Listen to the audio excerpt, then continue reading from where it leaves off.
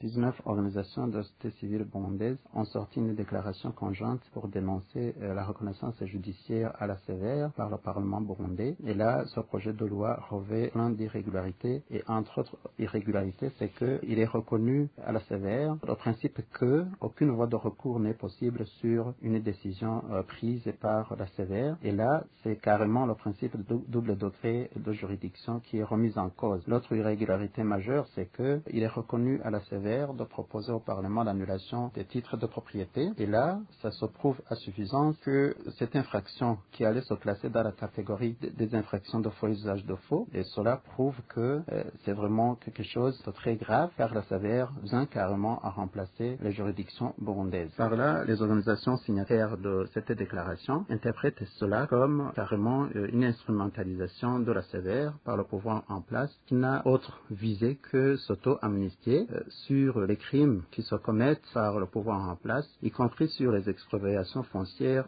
à grande échelle à travers tout le pays. La sévère est également considérée comme un organe qui va prendre la relève sur les responsabilités qui étaient reconnues à la CNTB. Et là, malgré les tentatives de remplacement ou de substitution judiciaire par la CNTB a fait preuve de faiblesse ou d'incompétence dans la mesure où, au lieu de résoudre les conflits, en particulier les conflits fonciers, cette commission a fait que les conflits fonciers se multiplient à travers le pays. Et là, il y a un nombre qui est reconnu, y compris notamment par les autorités burundaises, que plus ou moins 35 000 dossiers sont restés en suspens après 16 ans d'œuvre par la CNTB. Donc, loin d'être une solution, c'est plutôt un grand risque, et une fois reconnue la compétence judiciaire à la sévère.